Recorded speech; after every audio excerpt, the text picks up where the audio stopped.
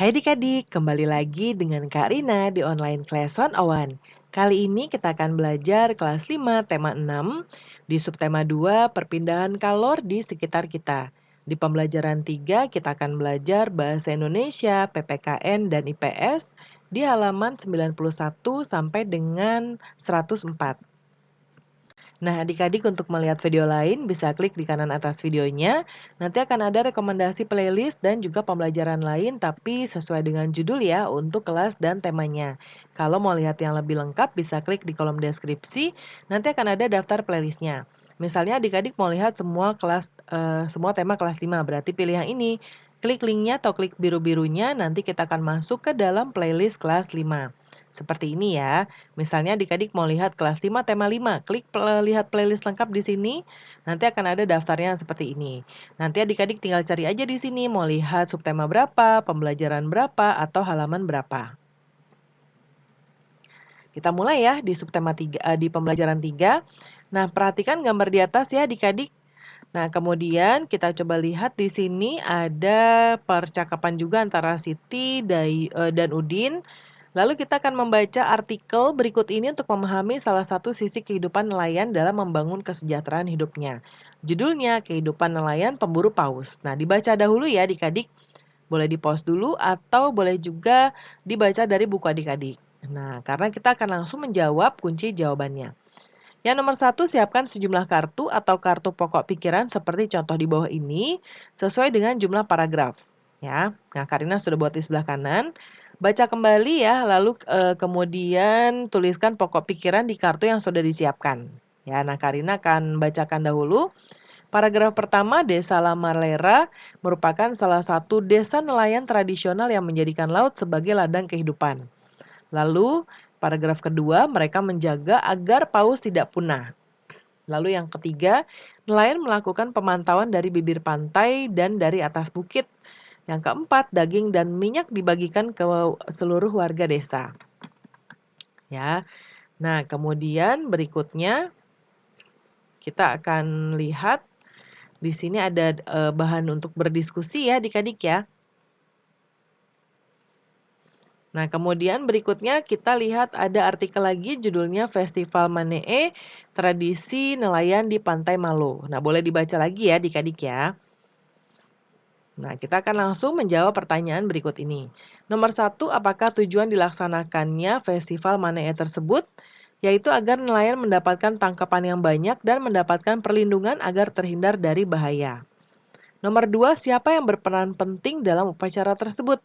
Yaitu pemuka adat beserta masyarakat setempat. Nomor 3, menurutmu apa manfaat kegiatan upacara tradisi nelayan terhadap kesejahteraan nelayan dan kehidupan masyarakat nelayan setempat? Nah, sangat bermanfaat ya. Dengan begitu masyarakat setempat dapat memperoleh tangkapan ikan secara lebih mudah dan pastinya mendapatkan penghasilan yang lebih banyak. Lalu yang nomor 4, adakah hal menarik yang kamu dapatkan dari kegiatan upacara nelayan tersebut? Nah, masyarakat dilarang mengenakan pakaian berwarna merah sebagai pantangan.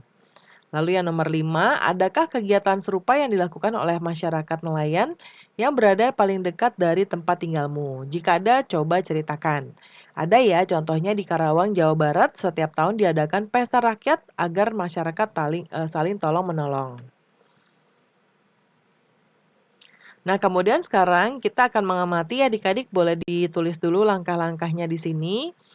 Lalu kita akan menjawab bagian laporan hasil pengamatan. Ya, hasil pengamatannya adalah melakukan kegiatan produksi, distribusi, dan konsumsi. Lalu gotong royong dapat juga berupa persaingan, kontravensi, atau pertentangan. Ya, nah kesimpulannya apa? Yaitu kita harus berinteraksi dengan lingkungan sekitar kita dengan baik. Nah, lalu ada Dayu di sini. Saya suka membaca kisah Pak Budi yang pantang menyerah meningkatkan kesejahteraan keluarganya. Beliau berhak atas penghidupan yang layak karena usahanya tak kenal lelah. Lalu kata Siti juga nih, saya setuju dengan kamu Dayu. Semua orang berhak atas kehidupan ekonomi yang baik. Tetapi semua orang juga punya kewajiban untuk mengusahakannya. Kewajiban sama dengan kita sebagai pelajar. Nah, selain punya hak, kita juga punya kewajiban. Nah, kita sekarang baca bacaan judulnya Kewajiban Warga Negara Indonesia. Ya, di-pause dulu boleh, dibaca di buku adik-adik juga boleh. Lalu sekarang kita akan berdiskusi, ya. Diskusinya adalah kita akan mengisi hak dan kewajiban. Lalu di sini ada, kolom di sebelah kiri ada nelayan Lamalera atau nelayan Pantalmalo, lalu kita akan menyebutkan hak dan kewajibannya apa. Kita sudah buat di sebelah kanan ya. Yang bagian nelayan di sini memperoleh ikan sebagai bahan makanan, haknya kewajibannya adalah menjaga kelestarian laut sebagai habitat ikan. Lalu bagian petani mendapatkan informasi tentang pertanian, tersedianya pupuk-pupuk dan obat-obatan pertanian, lalu mengolah lahan pertanian lebih baik.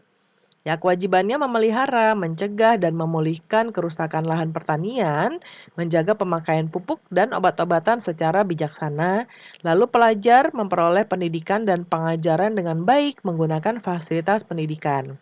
Lalu kewajibannya yang pasti rajin belajar, menaati semua peraturan sekolah ya adik-adik ya.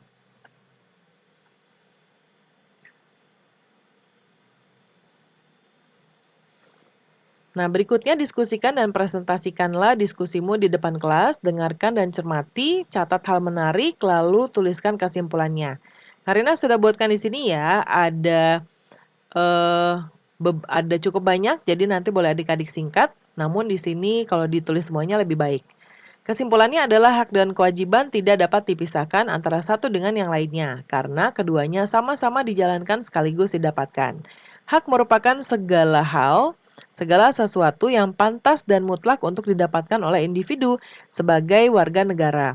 Sedangkan kewajiban merupakan suatu keharusan atau kewajiban bagi individu dalam melaksanakan peran sebagai anggota warga negara guna mendapatkan pengakuan hak guna mendapatkan pengakuan akan hak yang sesuai dengan pelaksanaan kewajiban tersebut.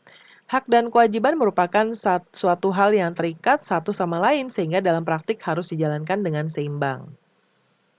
Ya, kemudian berikutnya di sini ada membuat percobaan ya. Bukan percobaan sih, tapi di sini kita akan merenungkan kewajiban apa saja yang harus kamu lakukan. Lalu tuliskan seperti ini. Ya, di bagian aku berjanji, boleh tuliskan belajar lebih rajin, hormat dan patuh, ya serta taat kepada guru. Lalu yang ketiga, disiplin, jujur, dan tanggung jawab. Yang keempat, bersahabat baik dengan semua teman di kelas dan sekolah. Lalu di bagian ini, boleh tuliskan, hak merupakan segala sesuatu yang pantas dan mutlak untuk didapatkan oleh individu sebagai anggota warga negara. Sedangkan kewajiban merupakan suatu keharusan atau kewajiban sebagai individu dalam melaksanakan peran sebagai anggota warga negara guna mendapatkan pengakuan akan hak yang sesuai dengan pelaksanaan kewajiban tersebut. Hak dan kewajiban merupakan suatu hal yang terikat satu sama lain, sehingga dalam praktik harus dijalankan secara seimbang.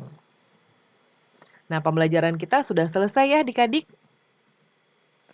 Terima kasih sudah menonton sampai akhir. Mohon dimaafkan apabila ada kesalahan dalam perkataan maupun dalam materi yang diberikan. Sampai jumpa di pembelajaran berikutnya.